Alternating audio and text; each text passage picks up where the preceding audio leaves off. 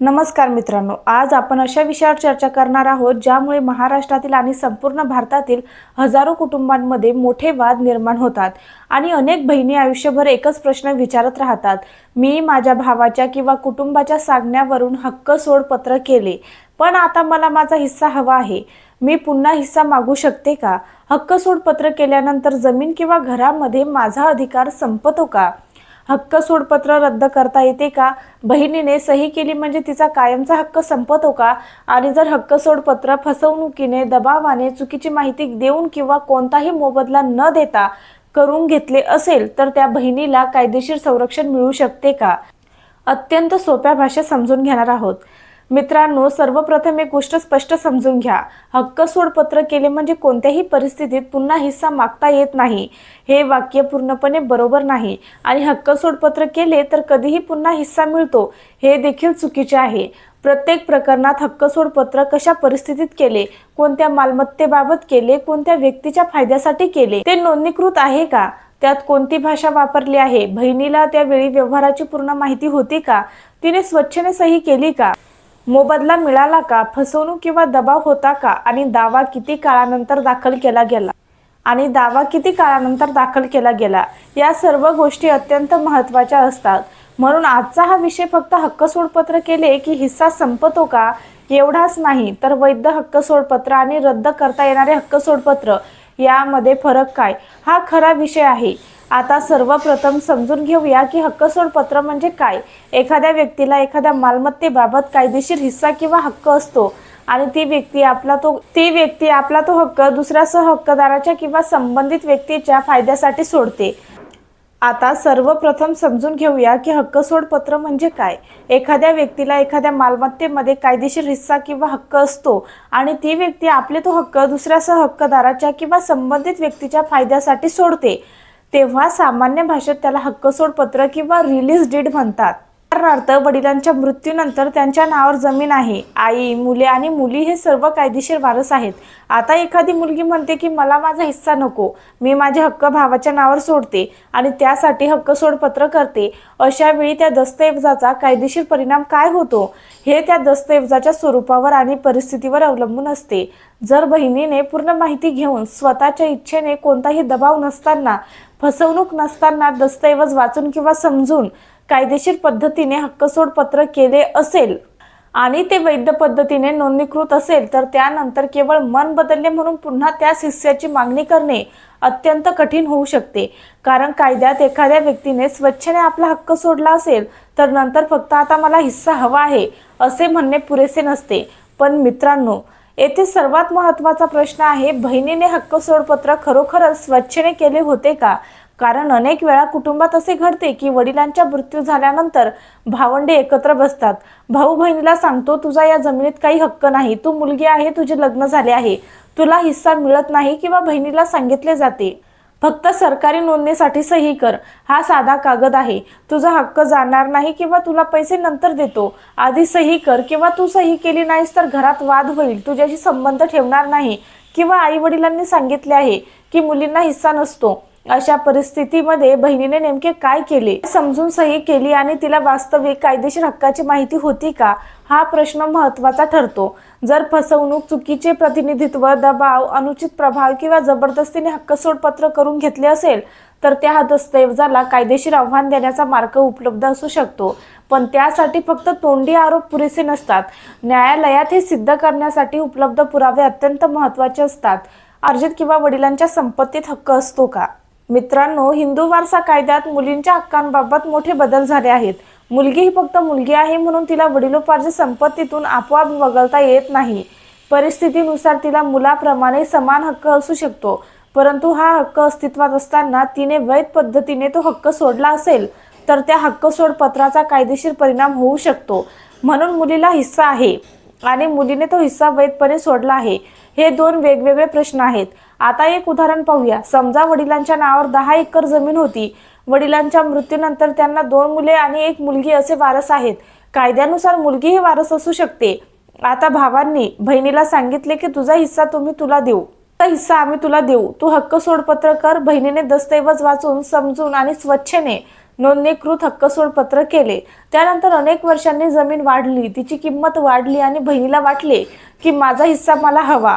अशा परिस्थितीत फक्त जमीन महाग झाली म्हणून हक्क सोडपत्र रद्द होईल असे नाही. स्वच्छेने केलेले वैध व्यवहार केलेले नंतर पश्चाताप झाला म्हणून रद्द होत नाही. बहिणीला सांगितले गेले की हा फक्त वारस नोंदीसाठी कागद आहे, तुझा हिस्सा जात नाही. प्रत्यक्षात तो पूर्ण हक्कसोड पत्राचा दस्तऐवज होता. बहिणीला दस्तऐवज समजावून सांगितला गेला नाही. ती निरक्षर होती. तिच्या विश्वासाचा गैरफायदा घेतला गेला आणि तिच्याकडून सही किंवा अंगठा करून घेतला. अशा परिस्थितीत फसवणूक किंवा चुकीचे प्रतिनिधित्व झाले का, हा अत्यंत महत्त्वाचा कायदेशीर प्रश्न निर्माण होऊ शकतो. अशा वेळी दस्तऐवज रद्द करण्याची मागणी तयार करता येऊ शकते. परंतु पुन्हा एकदा सांगते, हे सर्व पुराव्यांवर अवलंबून असते. आता आणखीन एक अत्यंत महत्त्वाचा प्रश्न म्हणजे हक्क सोडपत्र नोंदणीकृत आहे का? स्थावर मालमत्तेवरील हक्क सोडण्याच्या व्यवहारात दस्तऐवजाचे स्वरूप आणि नोंदणी अत्यंत महत्त्वाची ठरते. काही लोक साध्या स्टॅम्प पेपरवर लिहून घेतात, काही जण नोटरी करून घेतात, काही जण फक्त ग्रामपंचायतीत किंवा कुटुंबातील कागदांवर सही घेतात. पण मालमत्तेवरील हक्काचा कायदेशीर परिणाम ठरवताना त्या दस्तऐवजाची कायदेशीर वैधता तपासावी लागते. फक्त मी माझा हिस्सा सोडतो असे लिहिले म्हणून प्रत्येक कागद वैध हक्क सोडपत्र ठरेल असे नाही. त्याचप्रमाणे फक्त दस्तऐवज नोंदणीकृत आहे म्हणून तो प्रत्येक परिस्थितीत अटळ आहे असेही नाही. जर दस्तऐवज फसवणूक, दबाव, चुकीची माहिती, बनावट सही किंवा इतर गंभीर कारणांमुळे झाला असेल तर त्याला आव्हान देण्याचा कायदेशीर मार्ग उपलब्ध असू शकतो. आता एक अत्यंत महत्त्वाची गोष्ट, हक्क सोडपत्र आणि वाटणीपत्र यांच्यातील फरक.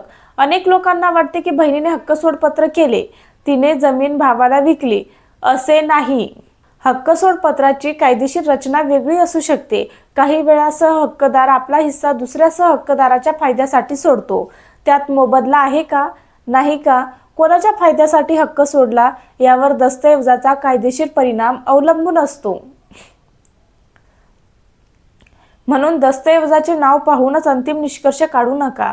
त्यातील मजकूर वाचा. आता प्रश्न येतो, बहिणीने हक्क सोडपत्र केले पण तिला पैसे मिळाले नाहीत तर ती पुन्हा हिस्सा मागू शकते का? याचे उत्तर सरळ होय किंवा नाही असे देता येत नाही. जर हक्क सोडपत्र हे मोबदल्याच्या आश्वासनावर झाले असेल आणि तो मोबदला मिळाला नाही तर परिस्थिती तपासावी लागते. दस्तऐवजात मोबदल्याचा उल्लेख आहे का? व्यवहाराची अट काय होती? बहिणीने त्या मोबदल्याच्या बदल्यात हक्क सोडला का? तिला पैसे मिळाल्याची पावती आहे का? बँक व्यवहार आहेत का? या सर्व गोष्टी महत्त्वाच्या असतील. जर व्यवहार फसवणुकीने झाला असेल तर स्वतंत्र कायदेशीर उपायांचा विचार करता येतो. पण फक्त मला पैसे मिळाले नाहीत असे म्हणणे पुरेसे असेलच असे नाही.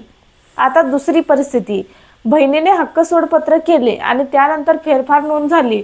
जर व्यवहार फसवणुकीने झाला असेल तर स्वतंत्र कायदेशीर उपायांचा विचार करता येतो. पण फक्त मला पैसे मिळाले नाहीत असे म्हणणे पुरेसे असेलच असे नाही. आता दुसरी परिस्थिती, बहिणीने हक्क सोडपत्र केले आणि त्यानंतर फेरफार नोंद झाली. त्या बहिणीला वाटते की फेरफार नोंद रद्द केली की माझा हक्क परत येईल. तर मित्रांनो, हे समजून घ्या की महसूल नोंद आणि मालकी हक्क हे दोन वेगवेगळे विषय आहेत. सातबाऱ्यावर नाव लागले किंवा फेरफार नोंद झाली म्हणून प्रत्येक वेळी अंतिम मालकी निर्माण होत नाही. त्याचप्रमाणे फेरफार नोंद रद्द झाली म्हणून प्रत्येक वेळी मालकीचा हक्क आपोआप परत येत नाही. मालकीचा प्रश्न आणि महसूल नोंदीचा प्रश्न वेगळा असू शकतो. त्यामुळे फक्त सातबाऱ्यावर नाव बदलले आहे म्हणून किंवा फेरफार रद्द केली म्हणून पूर्ण मालकीचा प्रश्न संपत नाही. आता समजा बहिणीने हक्क सोडपत्र केले आणि त्यानंतर भाऊ जमीन विकतो. नंतर बहीण म्हणते की मला माझा हिस्सा हवा आहे. अशा वेळी प्रकरण आणखीन गुंतागुंतीचे होऊ शकते, कारण तिसऱ्या व्यक्तीने जमीन खरेदी केली आहे. त्या खरेदीदाराला पूर्वीच्या व्यवहाराची माहिती होती का? बहिणीने हक्क सोडपत्राला कधी आव्हान दिले? दस्तऐवज रद्द करण्यासाठी कोणती कारवाई केली? जमीन पुढे कशी हस्तांतरित झाली? या सर्व बाबी तपासल्या जातात. म्हणून जर बहिणीला वाटत असेल की तिच्याकडून फसवणुकीने हक्क सोडपत्र करून घेतले आहे तर वर्षानुवर्षे शांत बसणे योग्य नाही. वेळेवर कायदेशीर सल्ला घेणे आवश्यक आहे. आता सर्वात मोठा प्रश्न, हक्क सोडपत्र रद्द करण्यासाठी काय करावे? सर्वप्रथम त्या हक्क सोडपत्राची प्रमाणित प्रत मिळवा. अनेक वेळा बहिणीकडून स्वतःची प्रत नसते, त्यामुळे नोंदणी कार्यालयातून दस्तऐवजाची प्रमाणित प्रत मिळणे आवश्यक असू शकते. त्यानंतर दस्तऐवजामध्ये नेमके काय लिहिले आहे ते तपासा, त्यावर बहिणीची सही किंवा अंगठा आहे का, साक्षीदार कोण आहेत, दस्तऐवज वाचून दाखवला असल्याची नोंद आहे का, मोबदल्याचा उल्लेख आहे का, बहिणीने कोणत्या हक्काचा त्याग केला आहे हे तपासा. त्यानंतर फसवणूक किंवा दबावाचा दावा असेल तर त्याचे पुरावे जमा करा. उदाहरणार्थ, तिला चुकीची माहिती देण्यात आली होती का, तिला दस्तऐवजाची वास्तविक माहिती नव्हती का, तिला धमकी देण्यात आली का, ती आजारी होती का, तिच्या मानसिक स्थितीचा गैरफायदा घेतला का, तिची सही बनावट आहे का, अशा सर्व बाबी महत्त्वाच्या ठरू शकतात. सहीच बनावट असेल तर हा अत्यंत गंभीर मुद्दा आहे. अशा परिस्थितीत हस्ताक्षर तज्ज्ञ, फॉरेन्सिक पुरावे आणि इतर संबंधित पुरावे महत्त्वाचे ठरू शकतात. जर बहिणीला दस्तऐवज समजला नव्हता आणि चुकीचा दस्तऐवज सांगून सही घेतली असेल तर त्या परिस्थितीचे पुरावे आवश्यक असतील. आता एक अत्यंत महत्त्वाचा मुद्दा म्हणजे कालमर्यादा. अनेक बहिणी 10, 15 किंवा 20 वर्षांनी म्हणतात की मला आता कळले, हक्क सोडपत्र केले आहे. अशा वेळी प्रश्न येतो की दावा दाखल करण्यास उशीर झाला आहे का. दस्तऐवज रद्द करण्याच्या दाव्यांमध्ये लिमिटेशन ऍक्ट अंतर्गत कालमर्यादा अत्यंत महत्त्वाची असू शकते. साधारणपणे फसवणूक किंवा दस्तऐवज रद्द करण्याच्या दाव्यांमध्ये माहिती कधी मिळाली, हक्काला कधी धोका निर्माण झाला, दस्तऐवजाची माहिती कधी झाली याचा विचार होऊ शकतो. पण प्रत्येक प्रकरणातील कालमर्यादा तथ्यांवर अवलंबून असते. म्हणून मला आज कळले असे सांगितले म्हणून आपोआप जुना दावा चालेल असे नाही आणि 10 वर्ष झाले म्हणून आपोआप सर्व काही संपले असेही नाही. कालमर्यादाचा प्रश्न दस्तऐवज आणि परिस्थिती पाहून कायदेशीररित्या तपासावा लागतात. त्यामुळे अशा प्रकरणात विलंब करू नका. बहिणीने हक्क सोडपत्र केले पण ती अल्पवयीन होती का. जर दस्तऐवज करताना व्यक्ती अल्पवयीन असेल तर तिच्या कायदेशीर क्षमतेचा प्रश्न निर्माण होतो आणि व्यवहाराची वैधता वेगळ्या पद्धतीने तपासावी लागते. अशा प्रकरणात स्वतंत्र कायदेशीर सल्ला अत्यंत आवश्यक आहे. आता समजा बहिणीने हक्क सोडपत्र केले पण तिच्यावर कौटुंबिक दबाव होता. आई म्हणाली घरात वाद नको म्हणून सही कर, भाऊ म्हणाला सही कर नाहीतर तुला काही मिळणार नाही, पती किंवा सासरच्या लोकांनी दबाव आणला. अशा परिस्थितीत फक्त कुटुंबातील दबाव आणि कायदेशीर दृष्ट्या सिद्ध होणारा अनड्यू इन्फ्लुएन्स किंवा कोर्शन यामध्ये फरक असतो. न्यायालयात केवळ भावनिक कथा पुरेशी नसते. नेमका दबाव काय होता, कोणत्या परिस्थितीत सही झाली, त्यावेळी बहिणीची स्थिती काय होती याचे पुरावे आवश्यक असू शकतात. म्हणून प्रत्येक कौटुंबिक दबाव आपोआप दस्तऐवज रद्द करण्याचे कारण ठरत नाही. पण गंभीर दबाव, धमकी, फसवणूक किंवा अनुचित प्रभाव सिद्ध झाला तर कायदेशीर परिणाम होऊ शकतो. आता एक मोठा गैरसमज दूर करूया. मुलीने लग्न केले आहे म्हणून तिला वडिलांच्या संपत्तीत हक्क नाही, हे विधान सर्वसाधारणपणे चुकीचे आहे. मुलीचा विवाह झाला म्हणून तिच्या कायदेशीर वारसा हक्क आपोआप संपत नाही, परंतु तिने स्वतःचा हिस्सा वैध पद्धतीने सोडला असेल तर तो वेगळा प्रश्न आहे. म्हणून प्रत्येक बहिणीने आपल्या हक्काबाबत माहिती ठेवली पाहिजे. कुटुंबातील भावनिक दबावामुळे मला काही हक्क नाही असे समजून कागदावर सही करू नका. कोणत्याही दस्तऐवजावर सही करण्यापूर्वी तो पूर्ण वाचा, समजून घ्या आणि आवश्यक असल्यास स्वतंत्र कायदेशीर सल्ला घ्या. विशेषतः फक्त नावापुरती सही आहे का, हा सरकारी फॉर्म आहे, याने तुझा हिस्सा जाणार नाही, सगळ्या बहिणी सही करत आहेत म्हणून तूही कर, अशा वाक्यांवर अंधविश्वास ठेवू नका. तुम्हाला दस्तऐवजाचा अर्थ समजला नाही तर सही करू नका. आता जर बहिणीने आधीच हक्क सोडपत्र केले असेल आणि आता तिला वाटत असेल की तिची फसवणूक झाली आहे तर तिने सर्वप्रथम भावनिक आरोप करण्याऐवजी दस्तऐवजाची प्रत मिळवावी. त्यानंतर त्या दस्तऐवजातील प्रत्येक शब्द समजून घ्यावा. त्यानंतर मालमत्तेचा इतिहास तपासावा. वडिलांचा मृत्यू कधी झाला, वारस कोण होते, वारस नोंद कधी झाली, हक्क सोडपत्र कधी झाले, फेरफार नोंदी कधी झाल्या, जमीन कोणाच्या नावावर आहे, पुढे विक्री झाली का, हे सर्व तपासावे. कारण अनेक वेळा लोक फक्त एका कागदावर लक्ष केंद्रित करतात पण संपूर्ण मालमत्ता व्यवहाराच्या इतिहासात पाहत नाहीत. कायदेशीर रणनीती तयार करताना संपूर्ण चेन ऑफ टायटल तपासणे आवश्यक असते. आता समजा बहिणीने हक्क सोडपत्र केले पण त्यात फक्त एका विशिष्ट जमिनीचा उल्लेख होता. नंतर भाऊ म्हणतो की तू सर्व संपत्तीचा हक्क सोडला आहेस. अशा वेळी दस्तऐवजातील वर्णन, त्याची व्याप्ती महत्त्वाची ठरते. कोणती मालमत्ता, कोणता हिस्सा, कोणता सर्वे नंबर, कोणते क्षेत्रफळ, कोणत्या हक्काचा त्याग, हे दस्तऐवजात स्पष्ट आहे का ते तपासावे लागते. म्हणून हक्क सोडपत्राचा परिणाम फक्त त्याच्या नावावरून ठरवू नका, त्यातील मजकूर, कायदेशीर परिणाम समजून घ्या.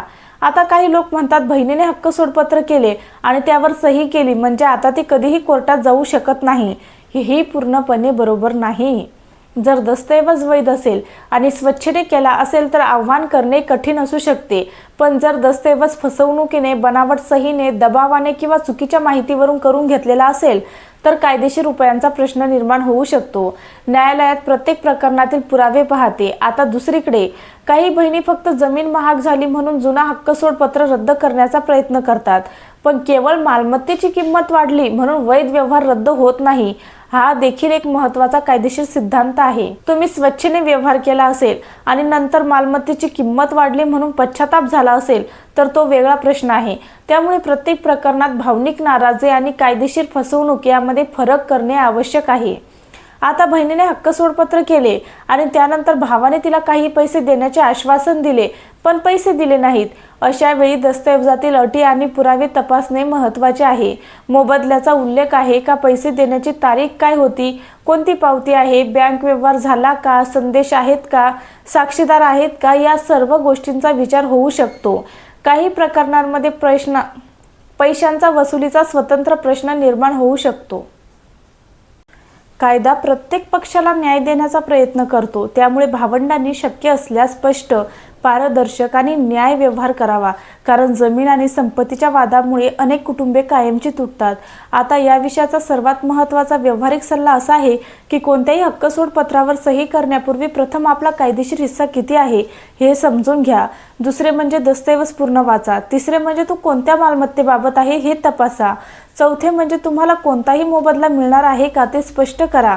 पाचवे म्हणजे दस्तऐवजावर स्वच्छेने सही करत आहात का हे तपासा. सहावे म्हणजे स्वतंत्र कायदेशीर सल्ला घ्या आणि सातवे म्हणजे दस्तऐवजाची प्रत स्वतःकडे ठेवा. घरचेच लोक आहेत, कागदाची प्रत कशाला, हा विचार नंतर मोठ्या अडचणी निर्माण करतो. आता जर तुम्ही आधीच हक्कसोडपत्र केले असेल आणि आता तुमचा हिस्सा मागायचा असेल तर सर्वप्रथम स्वतःच्या प्रकरणात 3 प्रश्न विचारा. पहिला प्रश्न, मी हा दस्तऐवज स्वच्छेने केला होता का? दुसरा प्रश्न, मला दस्तऐवजाचा पूर्ण अर्थ समजला होता का? तिसरा प्रश्न, माझी फसवणूक, दबाव, धमकी किंवा चुकीने प्रतिनिधित्व झाले होते का? याशिवाय चौथा प्रश्न, मी किती वर्षांनी आव्हान देत आहे आणि मला या दस्तऐवजाची माहिती कधीपासून होती? पाचवा प्रश्न, या दरम्यान जमीन पुढे विकली गेली आहे का? सहावा प्रश्न, माझ्याकडे माझ्या आरोपांचे पुरावे आहेत का? या प्रश्नांची उत्तरे तुमच्या कायदेशीर स्थितीचा अंदाज घेऊ शकतात. आता एक अत्यंत महत्त्वाची गोष्ट, हक्कसोडपत्र रद्द करण्यासाठी नेहमीच फक्त महसूल कार्यालयात अर्ज करून प्रश्न सुटेल असे नाही. करणे आणि मूळ दस्तऐवज रद्द करणे हे 2 वेगळे प्रश्न आहेत. म्हणून कोणत्या कार्यालयात कोणती कारवाई करायची हे प्रकरणाच्या स्वरूपावर अवलंबून असते. अनेक लोक चुकीच्या कार्यालयात अर्ज करून वर्षानुवर्षे वेळ घालवतात. त्यामुळे सुरुवातीपासून योग्य कायदेशीर मार्ग निवडणे अत्यंत महत्त्वाचे आहे. आता शेवटी एक अत्यंत स्पष्ट निष्कर्ष समजून घ्या. बहिणीने हक्कसोडपत्र केले म्हणून प्रत्येक परिस्थितीत तिचा हिस्सा कायमचा संपतो असे नाही, आणि बहिणीने हक्कसोडपत्र केले ती कधीही पुन्हा हिस्सा मागू शकते असे नाही. जर हक्कसोडपत्र स्वच्छेने, पूर्ण माहितीने, कायदेशीर पद्धतीने आणि संमतीने केले असेल तर नंतर फक्त मन बदलल्यामुळे हिस्सा मागणे कठीण होऊ शकते. पण जर हक्कसोडपत्र फसवणुकीने, दबावाने, धमकीने, चुकीची माहिती देऊन, बनावट सही करून किंवा बहिणीच्या अज्ञानाचा गैरफायदा घेऊन करून घेतले असेल तर त्या दस्तऐवजाला कायदेशीर आव्हान देण्याचा मार्ग उपलब्ध होऊ शकतो. त्यासाठी दस्तऐवजाची प्रत, मालमत्तेचा संपूर्ण इतिहास, फसवणुकीचे किंवा दबावाचे पुरावे आणि कालमर्यादा या सर्व बाबींचा विचार करावा लागतो.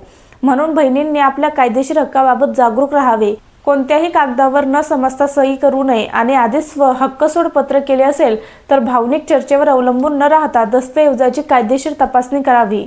आणि भावांनीही लक्षात ठेवावे की बहिणीने हक्क सोडला म्हणून तिचा विश्वासाचा गैरफायदा घेणे योग्य नाही. कारण जमीन आणि घर, पैसा पुन्हा मिळवता येऊ शकतो, पण एकदा तुटलेले भावंडांचे नाते अनेकदा पुन्हा पूर्वीसारखे होत नाही.